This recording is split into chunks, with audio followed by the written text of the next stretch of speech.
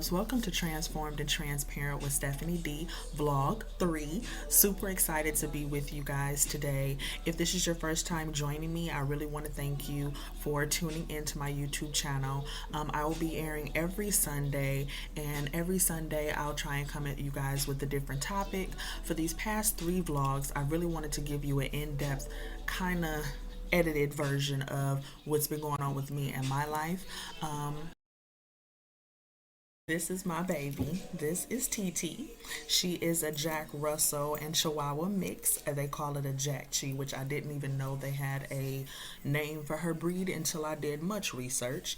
But she is the love of my life right now, besides my family. She's been my joy. So, meet TT, everybody. All right, she probably gonna be making more noises because I have my patio door open, and Virginia is all about birds and squirrels and nature life, and she loves it. As you can see, she's already tuned in with them big old ears. So, TT, that's mama baby. Okay, booty. I love you. So last week, I really wanted to just have a transparent moment. I wanted to go a little bit more in depth on my life so that you guys will feel more comfortable with watching me and maybe tuning into some of my future vlogs and just open you guys up to who I am. So, originally from Detroit, Michigan, and I am actually just moving to Richmond, Virginia. This is my apartment in Richmond, Virginia. I currently do ultrasounds of the heart and the vascular and artery systems of our body.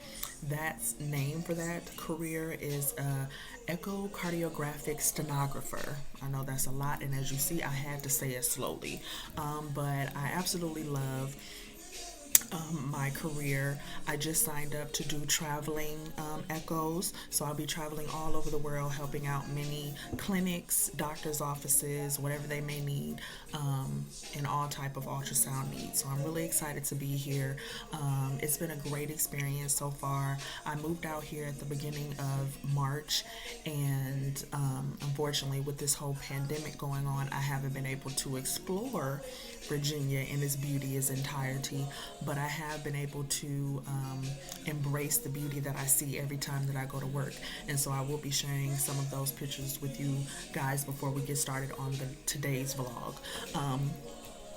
I graduated last September, and I had to do an internship, which means working for free for 9 months at the hospital that I worked in California, which I absolutely loved it.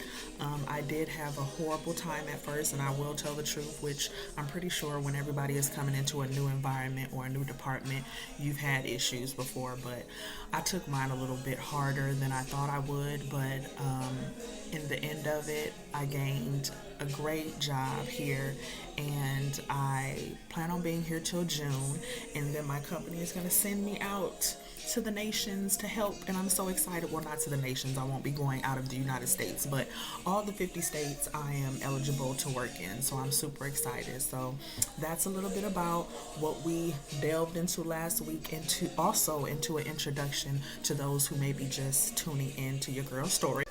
All right, love. So with this being the relationship vlog for Stephanie D, I really just wanted to open up to you guys about those relationships that transformed me into certain parts of the woman who I am today. Like I said before, I've been single for about almost 2 years now. I really wanted to just concentrate on school, on everything like that. So, I am open to dating now, but with this pandemic, it's not going to be easy to go dating. And I've had too many catfish moments and duds when it came to online dating and doing this Tinder and whatever it may be. I'm over it. So let's backtrack to the first relationship that really just changed my life. It was my first honest and true love. It was back in Detroit, Michigan. It was probably around the year 2000, and I think about like 6. I had moved back from California after finishing high school, and my first few years of college, they just weren't going well. I got caught in the trap of partying. I had my own place by that time, so I was just living my whole new freedom of being a college student. And My grandma ended up getting sick, so I moved back to California. I mean, back to Detroit to help take care of her and to just try life out because I was still young. So when I moved back, I got into crazy life, which we can delve into those things as you guys get to know me more and more because your girl did not always live a great life. Um, but anyway, I met this gentleman, and now that I think about it, I'm sorry. He makes me still smile to this day because he was always a great person to me. Um, I met him because he was a security guard, an armed guard, actually, at an after-hour club that I like to go to in Detroit. And it wasn't my first time seeing him, but it was definitely my first time, like, noticing him.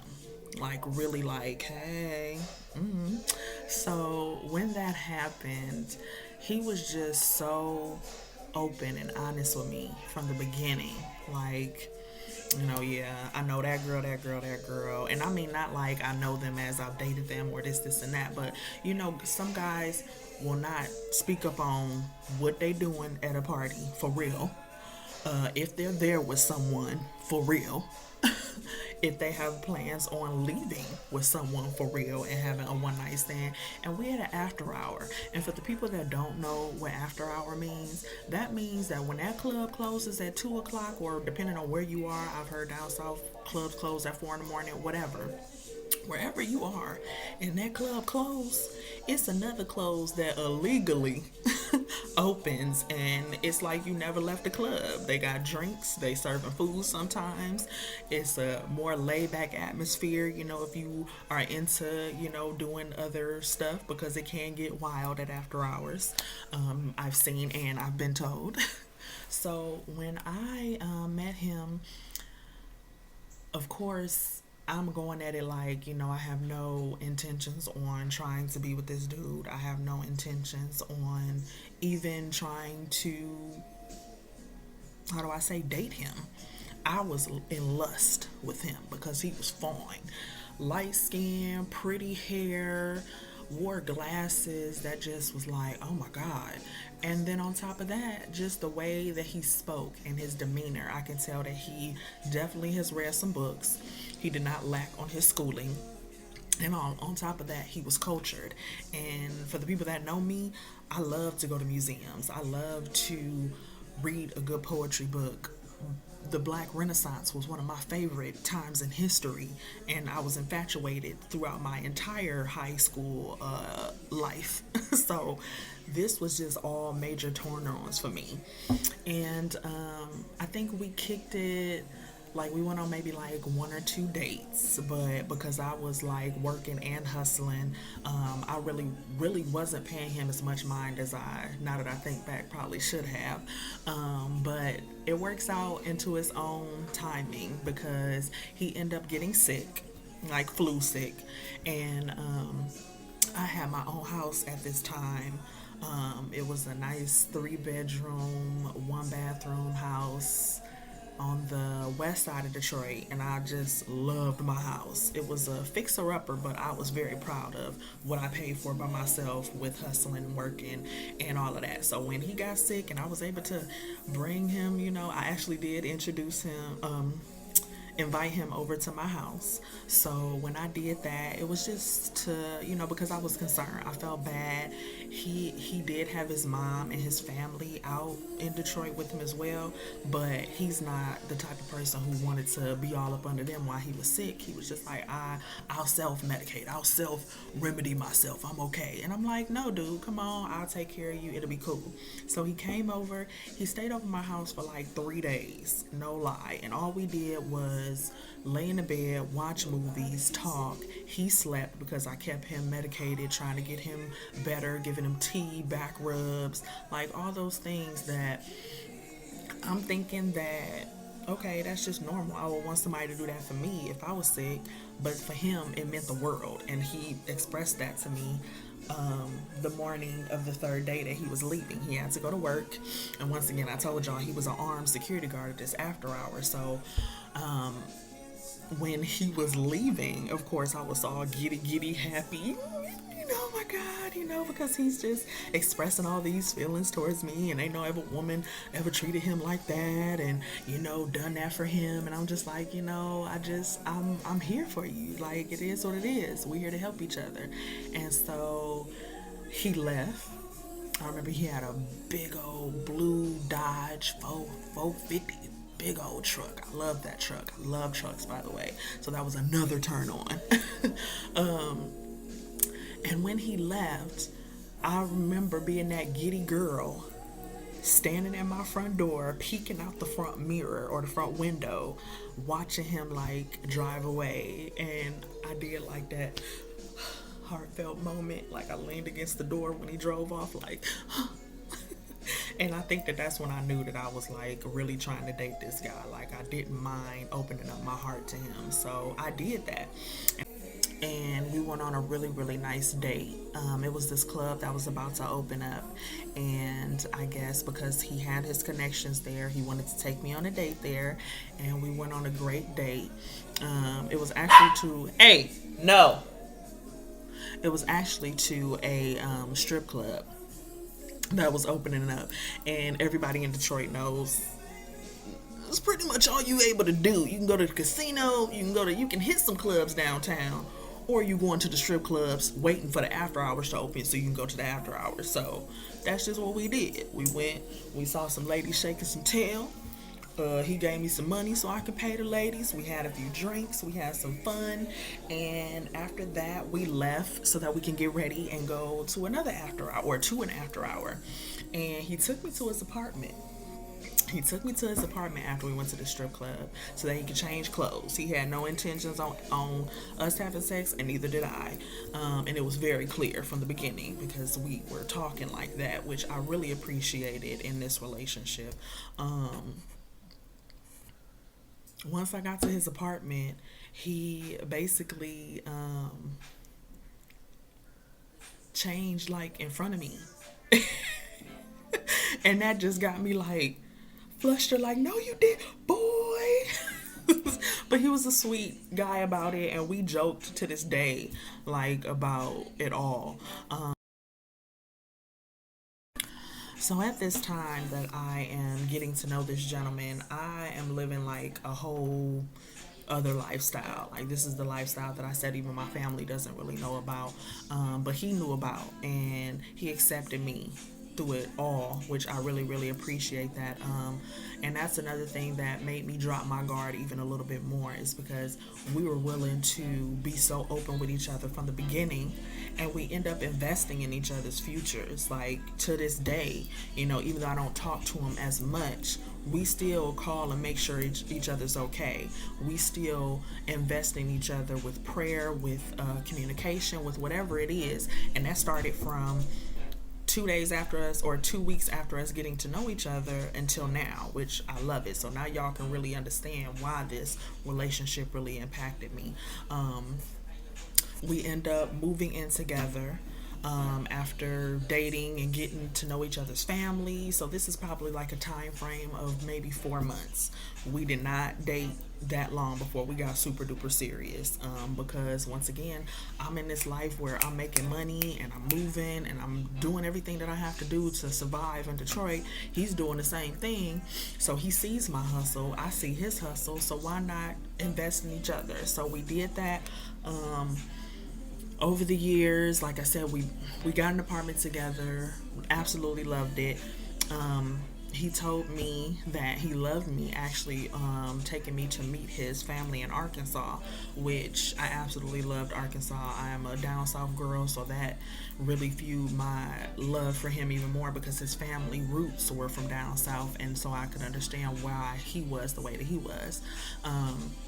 So when he told me that, he was just like, and I also don't want you to do what you're doing anymore. I don't want you to have to live that fast life. I want you to be able to just live the life that you want to, so that you can better yourself and we can make it. And so I was like, okay, I appreciate that. So I stopped doing everything illegal, bad that I was doing, and I squared up. And I went and got like 2 or 3 jobs, and we were living in our own apartment. We were doing great. I'm working out. I'm doing what I got to do at the time. And I think probably about a month after we came back from Arkansas, one of the guys that I was okay with, that he kicked it with, ended up doing something really stupid when they came over to our house. So they came from partying, came to the house, was chilling. We needed something from the store. We needed it. And so his friend was like, no problem, I'll go. And mind you, we're not living in the city of Detroit. We're like 30 minutes away in Ypsilanti, which is mainly like white, black, Asian sprinkled in. It's more diverse than just living in the city where they nothing but black people and black establishments. So he left, went to the store, or supposedly left to the store, and next thing you know, we got police banging on our door. And I was terrified because it's like 11, 12 at night. Like, I'm only up for a few more minutes so that we can chill and I go to bed and go to work. But apparently his friend went and robbed the liquor store that we told him to go to in my man's truck with my man's gun, and was got caught trying to come back into our apartment complex and act like nothing had happened. And so when they questions like who struck it, they found out all the information and came back to us. And because my man was already had been to jail before and wasn't allowed to carry a weapon or do any of this stuff, which once again this is his job, he ended up having to go to jail. And they tore our apartment up. I was totally distraught. I did not go to work the next day. I remember calling his mama, screaming, trying to figure out what the heck to do. This is my first time anything had happened like that to me or anyone that I cared or loved. So I was very shocked, very distraught. But unfortunately, he had to go to jail because he violated knowing someone that had a felony or a criminal past, and on top of that he had a gun, and it was bullets in the house, which we tried to hide, but because they're raiding and tearing my whole apartment up, they end up finding. So it had got like bad, but I think he had to stay in there for, honestly, I think he had to stay in there for like 2 years. It was not a short stint. And I held him down the entire time. Visits, books, making sure his mama was straight, his grandma was straight. I think I ended up getting like another job, so then I had like 4 jobs total. But through all of my sanity, I gained more focus on my health. I was going to the gym every day for like 2 hours after work. I lost a lot of weight. I was healthy. The only problem is that I started to drink a lot. And then I was drinking and driving. So the Lord saved me on so many moments because I don't like being alone. And so I got super depressed that the man who I'm sharing my life with, I can't be around him. I can't touch him. I can't hold him. He can't make me feel better. I can't make him feel better. So even though it changed my life, it also brought bad vices, because like I said, I drank a lot. I remember his mom had like a wine collection in our apartment because she wanted to store some of her stuff there, and I think I drunk like 6 bottles of her very expensive like prized wine that she had got from like foreign places, and we ended up falling out, and I had to pay her because I'm taking advantage. And I wasn't thinking in my right mind. I just know I'm at home, I want to drink, so let me drink it. And I did that. So that became one of my vices. But when he got home, we had moved into a different apartment. His grandmother ended up moving from her house where she was and moved in with us because she had got a little sicker, and I had offered to help take care of her. We can go in on the rent, whatever. And so that's what we did. And so when he came home, everything was okay. He was trying to get on track. At least he was telling me that everything was okay. But one day, It was our normal weekend. It was a Friday. I came home from work. I'm like, babe, here's my card. Can you go get us this, this, and that? Like, I gave him a nice little list of stuff to get so that I can just relax and wind down for the weekend. And the weekend was great, but then my car ended up needing a fan belt or something on my way to work. So I had to get a tow truck and all of that. And when I used that same card that I gave him to swipe it, that I gave my man to do what he needed to do with what we needed to get, my card declined. And the tow truck guy's like, yeah, I'm sorry, like I can't move you until you make some type of payment. So I ended up having to call my grandmother because he wasn't answering, his mama wasn't answering, nobody was answering. So when I got home and finally confronted him about it, like what happened, and finding out that all my money was going off of the card. And as y'all know, I'm working for a job, so it's plenty of money on this card for us to survive and live and hustle. So realizing that all that money was gone, I was fueled, I was upset. When he got home, I questioned him about it. I asked him if he knew. At first he lied, and then he said, yes, I made an investment with my homeboy, but I didn't want to take the chance of you saying no and missing out on this investment, so I didn't tell you that I took the money, and I'm sorry, and all I saw was red. That's all I saw. And our whole, at this time, almost 5-year relationship, it didn't mean anything to me. And I remember being very upset. I remember not wanting to talk to him. I was never a confrontational, like up in your face type of person, but I yelled at him. I said some things that I didn't want to say, but he needed to hear. And I left him. I packed everything that was in our closet in our room that day. I packed 3 suitcases, put them in my car, which was now fixed because my family loaned me the money. And I went and moved in with my cousin. And I didn't look back in our relationship. I didn't try and get back with him. I didn't I didn't try and hear any more of his side of the story. I didn't want to hear any of his apologies. I felt like he betrayed me. I felt like you had betrayed a big part of my trust, and because you didn't want to communicate with me, which is the one thing that has been getting our relationship so far, it leads me to believe that maybe you have something else that you're hiding. And I just wasn't about that. So I moved in with my cousin. I stayed with her for maybe 6 months, and then I moved to California. So that was that relationship. I take a lot from it. I learned loyalty. I learned how to really love somebody. I learned that I can be loved truly. I learned that men can really communicate with them if you just take the time and really do listen to what they have to hear. I don't know why he didn't want to tell me what he invested in. It was probably something that I never would have condoned to from the beginning, and that's fine, but that's something that I don't think he should have made that choice by himself. And so that's why I can never look back at trying to get back with him, because if you'll do that with a little bit of money that you already know I'm killing my butt for every day, then what would you do when I get successful, when I really get these chips? Like, I don't have time for that. So relationship number 1.